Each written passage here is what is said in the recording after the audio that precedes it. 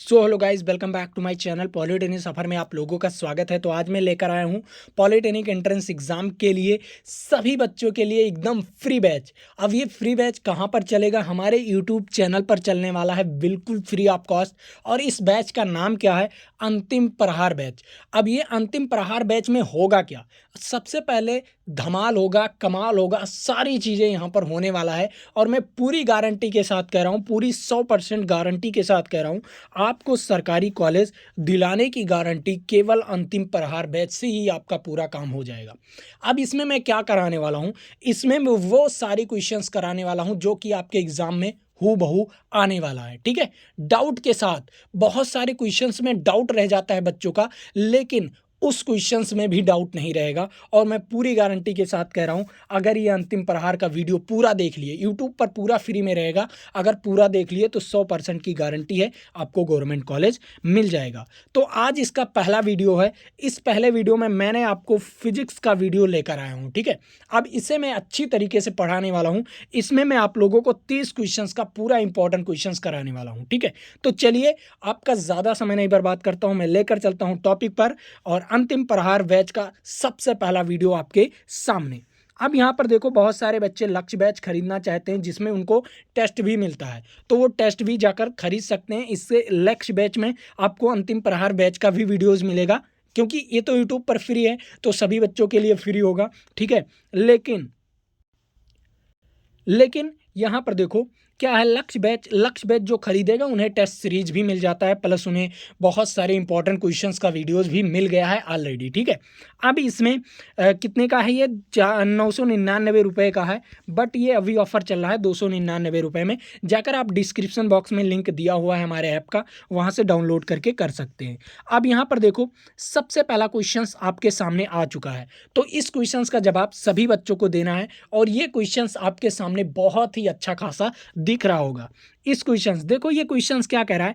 Newton के गति का पहला नियम को किस नाम से जाना जाता है? जो न्यूटन का गति का पहला नियम है वो और किस नाम से जाना जाता है उसके बारे में बताना है। जैसे मान लीजिए मेरा नाम अमित है और मेरा नाम कुछ और भी गांव वाले बुलाएं या घर वाले बुलाएं, उसी प्रकार उसको और नाम से जाना जाता है न्यूटन के नियम को। देखो, न्यूटन का जो गति का पहला नियम है उसे हम जड़त्व के नियम से भी जानते हैं। किस नियम से? जड़त्व के नियम से भी जानते हैं। तो यहाँ पर कौन सा ऑप्शन सही है?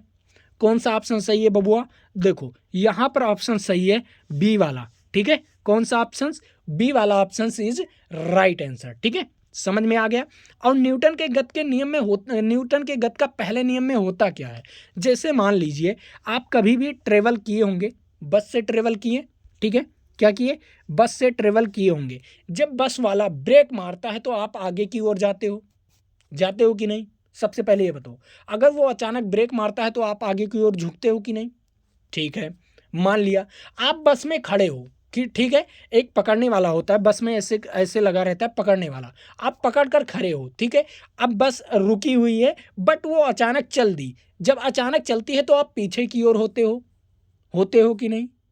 हाँ सर, होते हैं। तो ये जड़त्व का नियम ये कहता है, अगर कोई वस्तु स्थिर अवस्था में है तो वो स्थिर अवस्था में ही रहना चाहता है। अगर कोई वस्तु गति अवस्था में है तो वह गति अवस्था में ही रहना चाहता है, जब तक कि उस पर बाह्य बल ना लगाया जाए। ये गति का पहला नियम है। लेकिन बहुत सारे बच्चों को गति का पहला नियम समझ में नहीं आया होगा, जिस तरह मैंने बताया है आपको। ठीक है, देखो क्यों नहीं समझ में आया होगा, आओ कुछ और अच्छी चीजें बताते हैं इसमें। देखो, आप साइकिल चलाते हो, आप लोग साइकिल चलाते हो। ठीक है, आप जानते हो साइकिल तो चलाते हो। ठीक है, लेकिन साइकिल को रोकने के लिए आप क्या करते हो? सबसे पहले ये बताओ, साइकिल को रोकना है तो आप क्या करते हो? ब्रेक मारते हो। हाँ, अब देखो क्या होता है, जैसे कि आप किसी गाड़ी में बैठे हो, तो क्या गाड़ी के अंदर से अगर बल लगाओगे तो गाड़ी रुक जाएगी क्या? मान लीजिए आपको गाड़ी को रोकना है, ये गति है। अगर गाड़ी गाड़ी चलाते हो या गाड़ी में बैठे हो, क्या गाड़ी के अंदर बल लगाओगे तो क्या रुक जाएगी ये? नहीं ना, ये नहीं रुकेगी। क्यों नहीं रुकेगी? इसका कारण है, क्योंकि न्यूटन का जो गति का पहला नियम है उसमें बताया गया है कि बाह्य बल लगाना है, मतलब गाड़ी के बाहर से लगाओगे बल तब गाड़ी रुकेगी। तो गाड़ी के बाहर से कैसे लगाओगे जब अंदर बैठे हो? तो ब्रेक, जो ब्रेक होता है ना, जो ब्रेक होता है वो बाहर से लगता है, ठीक है, गाड़ी के बाहर से लगता है बल, तो उसे ही तभी रुकता है, ठीक है। तो ये गति का पहला नियम में हुआ था, ठीक है, समझ में आया गति का पहला नियम क्या होता है। चलो अगला क्वेश्चन, इस क्वेश्चन को देखो और अच्छी तरीके से इस क्वेश्चन का जवाब दो सभी बच्चे। देखो ये क्वेश्चन क्या कह रहा है, कह रहा है विद्युत धारा का एसआई मात्रक क्या होता है। विद्युत धारा का एसआई मात्रक, विद्युत धारा का एसआई मात्रक एम्पियर होता है। क्या होता है? धारा का एसआई मात्रक एम्पियर होता है। चलो इन चारों ऑप्शंस के बारे में बताता हूं आपको। सबसे पहले बोल्ट, बोल्ट किसका मात्रक होता है? विभव का। किसका होता है? विभव का, ठीक है, किसका होता है? विभव का। एम्पियर तो धारा का मात्रक होता है, ये चीज़ ध्यान में रखिएगा, बहुत बार ये पूछा जाता है। ओम किसका होता है? प्रतिरोध का, ठीक है, प्रतिरोध का होता है। और वाट किसका होता है? शक्ति का मात्रक होता है। किसका होता है? शक्ति का मात्रक होता है, ठीक है, किस चीज़ का मात्रक? शक्ति का मात्रक होता है, ठीक। चलो अगला क्वेश्चन, अगले क्वेश्चन पर लेकर चल रहा हूँ। इस क्वेश्चन को देखो, इस क्वेश्चन को आप लोगों को लगाना है, बहुत ही शानदार और जानदार, और ये आपके एग्जाम में पूछे जाएगा ज़रूर। केवल आपका क्या करेगा? नंबर बदल देगा, अंक बदल देगा, बट क्वेश्चन इसी प्रकार पूछेगा। 100% की गारंटी, 100% की गारंटी। इस क्वेश्चन को आप लोग नोट कर लीजिएगा, ठीक है। देखो यहाँ पर देखो, समझ में आया? इस क्वेश्चन को लगाएंगे कैसे, आओ समझते हैं, एकदम सिंपल भाषा में समझेंगे, ठीक है। देखो ये क्वेश्चन आया है यहाँ पर, क्या कह रहा है? 5 मीटर प्रति सेकंड के वेग से गतिशील कोई यम द्रव्यमान की, ठीक है, किसी वस्तु की गतिज ऊर्जा कितना है? इतना है। तो इसका वेग अगर दुगना कर दिया जाए तो इसकी गतिज ऊर्जा क्या हो जाएगी? तो सबसे पहले आपको गतिज ऊर्जा का फार्मूला मालूम होना चाहिए। क्या मालूम होना चाहिए? गतिज ऊर्जा का फार्मूला। तो देखो गतिज ऊर्जा का फार्मूला क्या होता है? गतिज ऊर्जा का फार्मूला क्या होता है? काइनेटिक एनर्जी बराबर, काइनेटिक एनर्जी बराबर क्या होता है? Half M V square. क्या होता है? Half M V square. तो यहाँ से अगर हम एम को निकाल लें, ठीक है, क्या निकाल लें? एम को निकाल लें तो क्या होगा? देखो के का मान आपको दिया गया है 25, हाँ सर के का मान 25 दिया गया है, क्योंकि गतिज ऊर्जा आपको दिया गया है, ठीक है, के का मान 25। उसके बाद हाफ तो है ही है, एम आपको नहीं दिया गया है तो एम का मान निकाल लो, और बी का मान आपको दिया गया है कितना? 5, और अगर 5 का स्क्वायर करेंगे तो यहाँ पर 25 आ जाएगा, ठीक है। तो 25 से 25 को उड़ा दिया, बचा क्या? एम बराबर बचा 2, कितना बचा? 2 kg। एम बराबर कितना? 2 kg, ठीक है। एम का मान पता चला? एम का मान पता चला? बताओ सभी बच्चे, एम का मान पता चला? हाँ सर एम का मान पता चल गया, 2 आया। तो आपको अब क्या निकालना है? अब आपको वेग को क्या कर देना है? दुगना कर देना है। वेग को क्या कर देना है? 2 गुना कर देना है, बस। फिर काइनेटिक एनर्जी बता देना है। तो K2 बराबर क्या हो जाएगा? हाफ एम का मान वही रहेगा, ठीक है, और v को बदलना है क्योंकि इसको दुगना करना है, तो v2 कर दीजिए और यहाँ पर स्क्वायर कर दीजिए, ठीक है। अब देखो k का मान आपको नहीं पता, ठीक है, निकालना है तो हाफ, और m का मान आपको पता है, अभी 2 निकाले हो तो m का मान 2। अब दुगना करना है, जैसे v का मान क्या कर देना है? दोगुना कर देना है। तो v का मान पहले 5 था, अब 10 कर दो, दुगना करना है ना, तो 10 कर दो, फिर 10 का स्क्वायर करोगे, अगर v का मान, v2 का मान क्या हो जाएगा? 10, और अगर 10 का स्क्वायर करोगे तो क्या आ जाएगा? 100 आ जाएगा। तो 2 से 2 कैंसिल, तो K2 बराबर कितना आ जाएगा? 100 जूल इज राइट आंसर। कितने बच्चों को ये क्वेश्चन समझ में आया? 100 जूल इज राइट आंसर। सभी बच्चों को समझ में आ गया होगा। ये क्वेश्चंस बहुत ही अच्छा है, और ये क्वेश्चंस आपके एग्जाम में पूछा भी जाता है, बहुत बार पूछा जाता है, और very very most important videos है, ठीक है। चलो अगला क्वेश्चंस, इस क्वेश्चंस के बारे में बताओ। ये भी कुछ उसी प्रकार क्वेश्चन दिया गया है, कह रहा है 12 kg द्रव्यमान की एक वस्तु है जो धरती से एक निश्चित ऊंचाई पर स्थित है, ठीक है। मान लीजिए धरती आपका यहाँ पर है और वो एक निश्चित ऊंचाई पर कोई द्रव्यमान का गोला है या कुछ है, ठीक है, वो स्थित है किसी एक निश्चित ऊंचाई पर। आपको ऊंचाई ही बताना होगा, ठीक है, निश्चित ऊंचाई दिया गया है तो ऊंचाई बताना है, ठीक है। यदि वस्तु की स्थितिज ऊर्जा इतना है तो वस्तु की धरती से सापेक्ष ऊंचाई कितना होगा, ऊंचाई बताना है आपको, एच का मान बताना है। ठीक है, तो क्या करना है आपको, स्थितिज ऊर्जा का फार्मूला क्या होता है, W बराबर एम जी एच होता है कि नहीं, W बराबर एम जी एच होता है। ठीक है, तो W का मान आपको दिया गया है 480, कितना दिया गया है 480, कितना 480, और M का मान कितना दिया गया है आपको 12 दिया गया है, और G का मान तो आप जानते हो हमेशा 10 लिया जाता है, और H निकालना है तो 0 से 0 कैंसिल, और 12 चौक 48, तो कितना आएगा H बराबर 4 मीटर, कितना आएगा H बराबर 4 मीटर इज राइट आंसर। कौन सा ऑप्शन, डी वाला ऑप्शन इज राइट आंसर। ये भी आपके लिए बहुत ही अच्छा न्यूमेरिकल था। ठीक है, ऐसे ही आपको अंतिम प्रहार बैच में पूरा वीडियोस कराया जाएगा। ठीक है, फिजिक्स, केमिस्ट्री, मैथ, सारी चीज़ों का। ठीक है, तो आज से पढ़ना शुरू कर दो। ठीक, चलो अगला क्वेश्चन, इस क्वेश्चन के बारे में बताओ सभी बच्चे, क्या कह रहा है, आपको दिया क्या गया है, ये यहाँ पर मिस्टेक है। ठीक है, ये आपको 128 नहीं रहेगा। ठीक है, क्या है ये 128 नहीं रहेगा, टाइपिंग मिस्टेक हो गया। यहाँ पर क्या कह रहा है 15 केजी द्रव्यमान की एक वस्तु, क्या कह रहा है 15 केजी द्रव्यमान की एक वस्तु इतने मीटर प्रति सेकंड के एक समान वेग से, ठीक है, वेग से गतिशील है, तो वस्तु की गतिज ऊर्जा क्या होगी। वस्तु की गतिज ऊर्जा, अभी मैंने गतिज ऊर्जा का फार्मूला बताया है, तो अभी जब मैंने गतिज ऊर्जा का फार्मूला बताया है तो सिंपल आप क्या कर सकते हो, गतिज ऊर्जा का फार्मूला लगा सकते हो। तो के बराबर क्या हो जाएगा, हाफ एम वी स्क्वायर। अब देखो आपको के का मान निकालना है, हाफ हो गया, एम का मान 15 दिया गया है, और वी का मान कितना दिया गया है 4, और 4 का स्क्वायर करेंगे तो 16 आ जाएगा, तो काटेंगे तो यहाँ पर 8 आ जाएगा, तो 15 अट्ठे कितना होता है, 8 पंचे 40 के 0। ठीक है, और हासिल आया 4, और 8 4 12, तो इतना जूल 120 जूल। ठीक है, कितना आएगा 120 joule is right answer. Simple question था, लगाना एकदम सिंपल था, सूत्र आपको पता होना चाहिए, बस आप लोग सवाल लगा लोगे, उसमें कुछ है ही नहीं।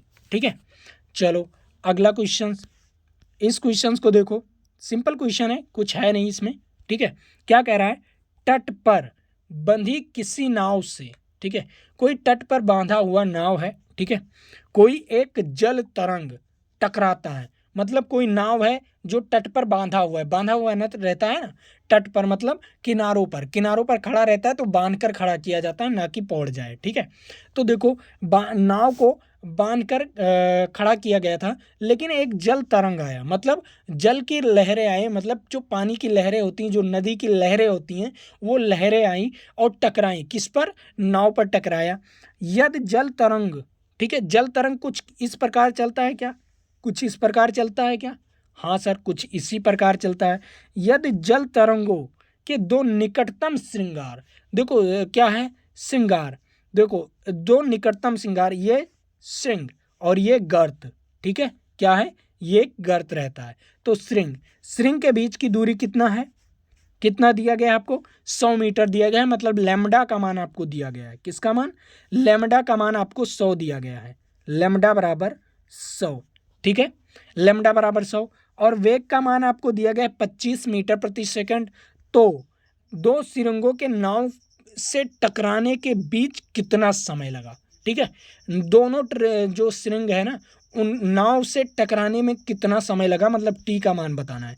तो आपको एक सिंपल मैंने सूत्र बताया था, क्या बताया था सूत्र, कि एक सूत्र बहुत आसान सूत्र है जो कि आपको पता होना चाहिए, वेग बराबर क्या होता है, दूरी बटा समय, क्या होता है, दूरी बटा समय। तो दूरी आपको कितना दिया गया है, लैम्डा आपको दिया गया है, और समय टी। ठीक है, अब देखो यहाँ पर आपको वेग दिया गया है, वेग कितना दिया गया है 25, तो वेग 25 हो गया, और यहाँ पर लैम्डा आपको दिया गया है 100, और टी का मान आपको निकालना है। तो टी बराबर क्या आ जाएगा, टी बराबर क्या आ जाएगा 100/25, क्या हो जाएगा 100/25, 25 से काटोगे तो 4 आ जाएगा। तो टी बराबर कितना सेकंड आया, टी बराबर 4 सेकंड आया। इसका राइट आंसर क्या हो जाएगा, टी बराबर 4 सेकंड। ठीक है, सिंपल फार्मूला, सिंपल सूत्र, लगाना आपको है, गुणा भाग आपको करना है। मैंने तो आपको बता दिया, सूत्र बताया ना, तो आपका सवाल लग जाना चाहिए। जैसे मैंने यहाँ पर सूत्र लिखा ना, उससे पहले आपका सवाल लग जाना चाहिए, ठीक है। और जो बच्चे चैप्टर वाइज मेरा थ्योरी पढ़े हैं ना, एक भी क्वेश्चन उनका फंसने वाला नहीं है। और चैप्टर वाइज मैंने लक्ष्य बैच में कराया है, ठीक है। लक्ष्य बैच में और शिखर बैच में मैंने कराया है, ठीक है। लक्ष्य बैच और शिखर बैच। तो अभी जाकर अगर जिनको खरीदना है, अगर हमारा बैच खरीदना है, लक्ष्य बैच ही खरीदना है अगर जिन बच्चों को, वो अभी ऑफर चल रहा है। जो कोर्स 999 रुपये का था वो 299 रुपये का है, और शिखर बैच 499 रुपये का था वो 49 रुपये में है, ठीक है। शिखर बैच में क्या है, शिखर बैच में क्या है, शिखर बैच में ओनली वीडियोज़ मिलेगा, लेकिन लक्ष्य बैच में आपको टेस्ट, डाउट सॉल्यूशन, PDF सब कुछ मिलेगा, ठीक है। जो चीज़ चाहते हैं, ठीक है। बुक का PDF भी मिलने वाला है, वहाँ से कुछ खरीदना भी नहीं है आपको, ठीक है। चलो अगला क्वेश्चन, इस क्वेश्चंस को देखो। ये भी क्वेश्चंस आपके लिए वेरी इंपॉर्टेंट पॉइंट है और वेरी इंपॉर्टेंट क्वेश्चंस भी है, ठीक है। देखो ये क्वेश्चंस क्या कह रहा है, 5 kg द्रव्यमान की एक वस्तु को ऊर्ध्वाधर पृथ्वी से इतना मीटर, ठीक है, कितना 2.4 मीटर की ऊंचाई तक उठाने में कितना कार्य करना पड़ेगा। मतलब W कार्य, और ऊंचाई है तो कौन सा सूत्र लगेगा, स्थितिज ऊर्जा लगेगा, तो mgh, ठीक है। ये वाला सूत्र, जहाँ पर आपको ऊंचाई दिख जाए वहाँ पर अगर कार्य पूछ ले तो स्थितिज ऊर्जा वाला सूत्र लगा दो, ठीक है। तो सिंपल देखो, m का मान कितना दिया गया है, 5 दिया गया है, g का मान 10 और h का मान कितना 2.4, ठीक है। जब गुना करेंगे तो कितना आएगा, 5 गुणे 24, तो 24 पंचे कितना होता है, 24 पंचे 120, 24 पंचे 120 इज राइट आंसर। कौन सा option, 120 joule is right answer. कितने बच्चे इस सवाल को लगा लेते, कितने बच्चे इस सवाल को लगा लेते, कमेंट करके बताओ तुरंत, ठीक है। चलो अगला क्वेश्चन, इस क्वेश्चन को देखो। 8वां नंबर क्वेश्चन क्या कह रहा है, 2 मीटर फोकस दूरी वाले किसी अवतल लेंस की क्षमता ज्ञात कीजिए। 2 मीटर फोकस दूरी वाले किसी अवतल लेंस की क्षमता ज्ञात करना है, तो कैसे ज्ञात करोगे, कैसे ज्ञात करोगे। फोकस दूरी है और अवतल लेंस की क्षमता, तो क्षमता को ज्ञात करने के लिए आपको P बराबर क्या करना होता है, 1/f करना होता है।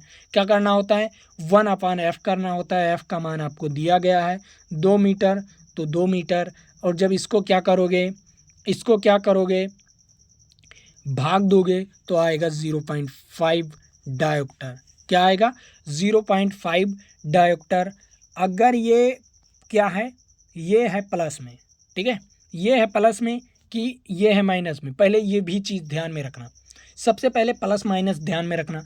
तो आपको मैंने जब प्रकाश वाला लेसन पढ़ा रहा था, लेंस पढ़ाया था, दर्पण पढ़ाया था, तो उसमें मैंने आपको अवतल लेंस में बताया था, जो लेंस होता है ना उसकी फोकस दूरी क्या होती है, सबसे पहले बताओ उसकी फोकस दूरी क्या होती है।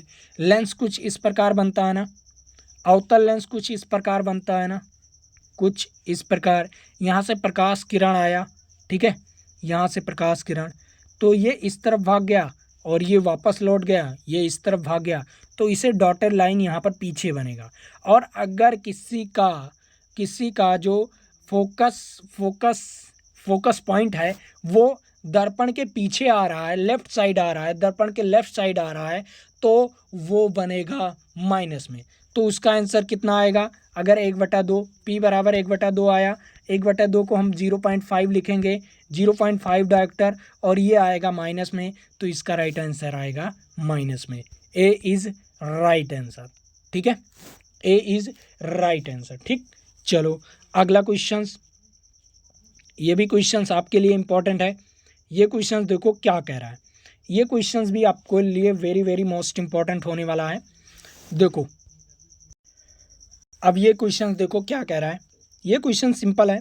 कह रहा है यदि किसी माध्यम, ठीक है, माध्यम में प्रकाश की चाल इतना है, ठीक है, किसी माध्यम में प्रकाश की चाल इतना, तो उस माध्यम का अपवर्तनांक निकालें और निर्वात में प्रकाश की चाल इतना है। ओके सर, किसी माध्यम में प्रकाश की चाल 2 × 10⁸ है, और किसी माध्यम में क्या है, किसी माध्यम में है कि 3 × 10⁸, ठीक है, निर्वात में क्या है 3 × 10⁸। तो अपवर्तनांक निकालने के लिए क्या होता है, n बराबर क्या होता है, ऊपर में निर्वात में प्रकाश की चाल रहता है। क्या रहता है, ऊपर में जो रहता है वो निर्वात में प्रकाश की चाल c से प्रदर्शित करते हैं, और क्या होता है जो किसी माध्यम में प्रकाश की चाल होता है वो bm से प्रदर्शित करते हैं, मतलब माध्यम में। ठीक है, किसी का प्रकाश की चाल जो होता है वो bm से प्रदर्शित करते हैं। तो देखो c का मान कितना है, 3 गुणे 10 की पावर 8। उसके बाद आपका v का मान कितना दिया गया है, 2 गुणे 10 की पावर 8। 10 की पावर 8 से 10 की पावर 8 का कैंसिल, और अगर 3 का 2 भाग करेंगे तो 1.5 आएगा। कितना आएगा, 1.5। तो 1.5 कितना आ गया, 1.5, उसका अपवर्तनांक 1.5 हो गया। ठीक है, चलो अगले क्वेश्चंस पर चलते हैं। जितना भी सूत्र मैं बता रहा हूँ आपको, ठीक है, जितना भी सूत्र मैं आपको बता रहा हूँ उतना सूत्र आपको लगा ही लेना है, और उस सूत्र को आपको ज़रूर से ज़रूर पढ़कर जाना है, और अपने नोट्स में ये सारे क्वेश्चंस लिख लो। अगर इससे अलग आएगा तो मुझे कमेंट करके बताना, या मुझे ऐसा बताना कि सर आपका क्वेश्चन आया नहीं। ठीक है, लेकिन मैं पूरी गारंटी के साथ कह रहा हूँ ये क्वेश्चंस कहीं से जाएगा ही नहीं, आपके एग्ज़ाम में गारंटेड है पूरा आने वाला है। देखो, किसी वस्तु को 10 सेंटीमीटर फोकस दूरी के अवतल दर्पण, ठीक है, क्या है, 10 सेंटीमीटर फोकस दूरी के अवतल दर्पण, ठीक, अवतल दर्पण के सामने इतना सेंटीमीटर की दूरी पर रखने पर बना प्रतिबिंब का स्थान बताओ। बना प्रतिबिंब का स्थान बताना है। तो ये बताओ, अवतल दर्पण है, ठीक है, अवतल दर्पण है तो उसमें फोकस दूरी क्या होता है, अवतल दर्पण है तो उसमें फोकस दूरी क्या होता है, माइनस में होता है या प्लस में होता है, माइनस में होता है या प्लस में होता है, ये चीज़ आपको बताना है, कमेंट करके बताना आप।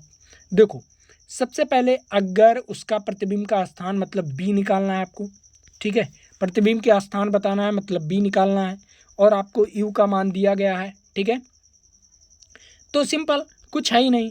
और यहाँ पर देख लो, अवतल दर्पण जो होता है उसमें ना सारी चीज़ें माइनस में होता है। ठीक है, यू वी और एफ, ये सारी चीज़ें माइनस में होता है। ठीक है, तो देखो यहाँ पर 1/f बराबर एक सूत्र है, 1/v प्लस 1/u।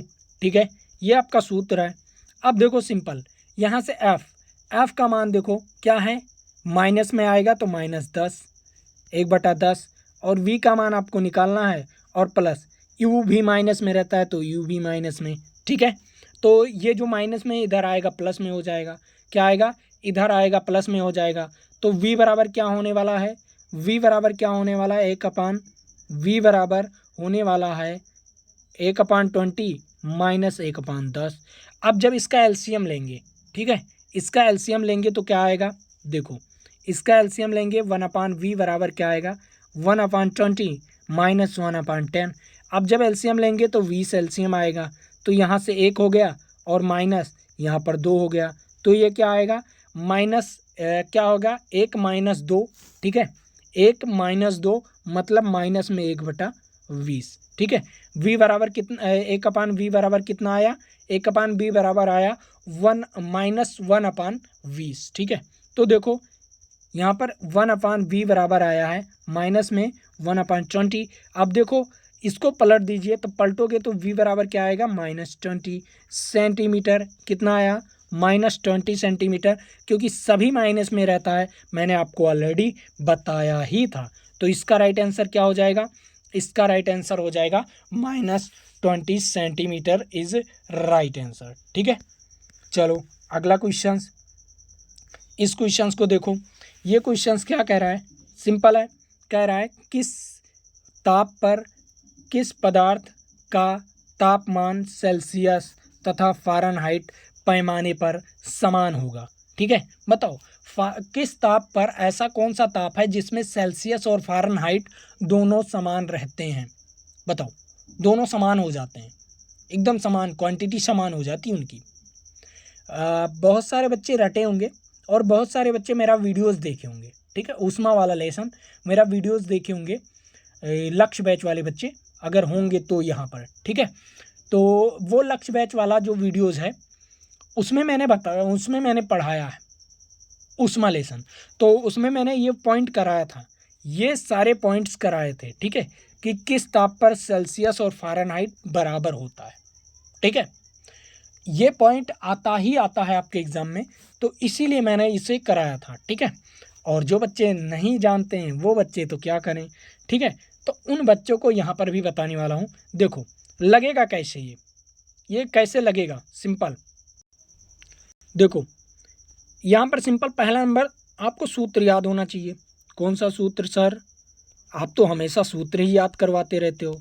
हाँ बबुआ, सूत्र नहीं याद करोगे तो इंजीनियर कैसे बनोगे। देखो यहाँ पर क्या कह रहा है, सी होता है अपान में 5 बराबर एफ माइनस 32 अपान में 9, ठीक है। ये आपका सूत्र होता है, ठीक, सिंपल सूत्र है, कोई ज़्यादा कठिन सूत्र नहीं है। अब देखो दोनों को बराबर करना है, तो आपको क्या करना है, या सी बराबर एफ कर दो या एफ बराबर सी कर दो। तो क्या करूं, सी बराबर एफ करूं या एफ बराबर सी करूं? सर सी बराबर एफ कर दूं, ठीक है। चलो सी के स्थान पर हम एफ लिख दे रहे हैं। देखो सी के स्थान पर एफ हो गया, क्योंकि बराबर ही तो दिखाना है। अब वहीं से पता चल जाएगा कि कौन सा है, ठीक है, कौन सा ऐसा अंक है जहाँ पर सेल्सियस और फ़ारेनहाइट बराबर होते हैं। एफ अपान 5 बराबर 5 माइनस 32, एफ माइनस 32, ठीक है, एफ माइनस 32, ठीक। यहाँ पर 9, अब 9 से गुना करेंगे तो यहाँ पर 9 एफ आ जाएगा, और यहाँ पर 5 एफ आ जाएगा, और यहाँ पर आएगा माइनस 5 गुणे 32, ठीक है। अब ये देखो 5F और 9, देखो 9F माइनस 5F हो जाएगा, तो कितना बचेगा, 4F बचेगा, ठीक है। इसे नोट कर लो, इसे आप लोग नोट कर लो, ठीक है, नोट कर लिए। अब देखो यहाँ पर क्या कह रहा है, यहाँ पर 9F माइनस 5F बराबर माइनस, ठीक है, 32 गुणे 5, ठीक है। अब देखो क्या करना है आपको क्या करना है, सिंपल, जब इसे घटाओगे तो कितना आएगा, 4F बराबर 32 माइनस में 32 गुणे 5, तो 4 से काटेंगे तो F, यहाँ पर माइनस में 32 और गुणे 5, तो यहाँ से क्या आ गया, 4 8 32, कितना आ जाएगा, 4 8 32, यहाँ पर 8 आ जाएगा। तो F बराबर कितना आ जाएगा, माइनस 40 डिग्री। कितना आएगा, 8 पंचे 40, माइनस 40 डिग्री। माइनस 40 डिग्री पर सेल्सियस और फ़ारेनहाइट दोनों बराबर होते हैं। क्या होते हैं, सेल्सियस और फ़ारेनहाइट दोनों बराबर होते हैं माइनस 40 डिग्री सेल्सियस पर, ठीक है, सेल्सियस या फ़ारेनहाइट पर, ठीक है। चलो अगला क्वेश्चंस, इस क्वेश्चंस को देखो, सिंपल ये क्वेश्चंस क्या कह रहा है, एक कूलाम आवेश कितने इलेक्ट्रॉन से बनता है।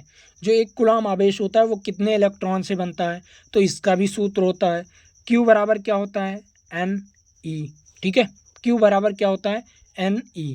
अब इलेक्ट्रॉन, देखो आवेश आपको दिया गया है कितना, 1.6 गुणे 10 की पावर माइनस 19, ठीक है। N का मान आपको बताना है, ठीक है। और E का मान क्या होता है, E का मान क्या होता है बताओ, सभी बच्चे बताओ।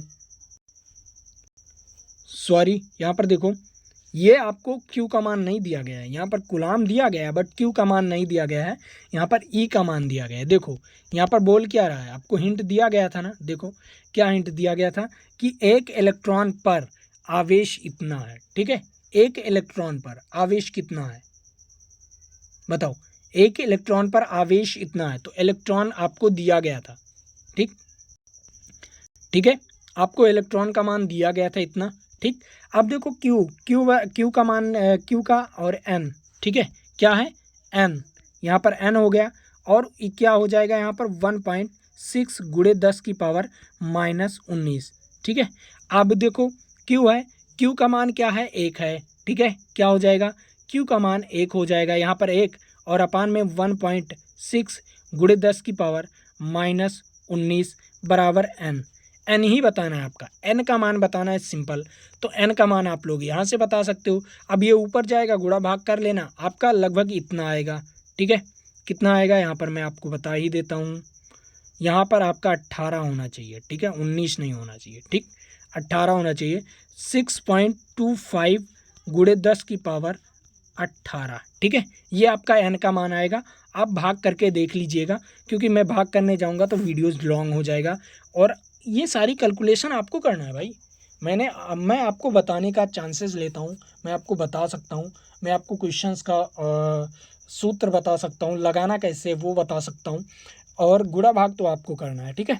चलो अब यहाँ पर देखो, आपका 13 नंबर क्वेश्चन कह रहा है उस अवतल लेंस की फोकस दूरी ज्ञात कीजिए जिसकी क्षमता इतना है, ठीक है, -2 डायोप्टर, ठीक है।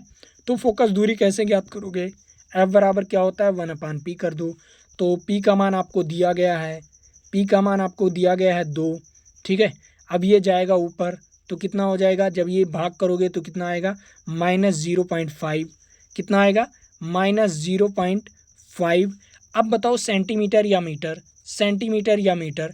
तो सिंपल, अगर डायोप्टर दिया गया और ये इस प्रकार है तो मीटर ही हमेशा रहेगा, ठीक है, सेंटीमीटर नहीं होने वाला। और यहाँ पर -0.5 मीटर, कौन सा option, -0.5 metre is right answer, B वाला ऑप्शन इज राइट आंसर, ठीक है। चलो अगला क्वेश्चन, इस क्वेश्चन का जवाब आपको बताना है खुद, क्योंकि इसका देखो खुद नहीं बताना, मैं आपको बता दे रहा हूँ। देखो, उस उत्तल दर्पण की फोकस दूरी ज्ञात कीजिए जिसका वक्रता त्रिज्या 32 है। वक्रता त्रिज्या आपको एक सूत्र मैंने बताया था, R बराबर 2F, ठीक है। अब देखो R आपको दिया गया है 32 दिया गया है, कितना दिया गया है, 32 दिया गया है, और 2F तो कट जाएगा तो यहाँ पर 16 आ जाएगा, तो कितना आ जाएगा, 16 सेंटीमीटर। F बराबर कितना, 16 सेंटीमीटर, ठीक है। F बराबर 16 सेंटीमीटर इज राइट आंसर। कौन सा ऑप्शन, डी वाला ऑप्शन इज राइट आंसर, ठीक है। ये क्वेश्चन समझ में आया। चलो अगला क्वेश्चन, इस क्वेश्चन का जवाब आप लोग देंगे, ठीक है। ये आप लोगों के लिए होमवर्क, ठीक है, ठीक, ये आप लोगों के लिए होमवर्क है। और ये पीडीएफ मिलेगा कहाँ, मैं आपको बता रहा हूँ, ये पीडीएफ मिलने वाला है आपको कहाँ, ये रहा आपका पीडीएफ। आपको पीडीएफ मिलेगा हमारे यहाँ, ठीक है।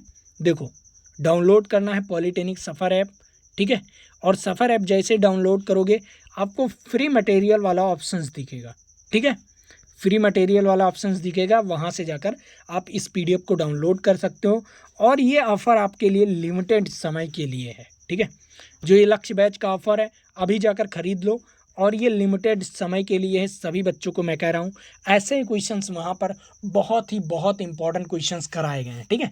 तो आज के लिए इतना ही, और अगर ये वीडियो अच्छा लगा ना तो लाइक करना, सब्सक्राइब करना और बेल आइकन ज़रूर दबा देना। और सबसे पहले, आप लोग लाइक नहीं करते हो, पैसा आपका नहीं लगता है, आपको मैं फ्री में पढ़ा रहा हूँ तो आपका पैसा नहीं लगता है, तो लाइक तो कर दिया करो। तो आज के लिए इतना ही, जय हिंद, जय भारत।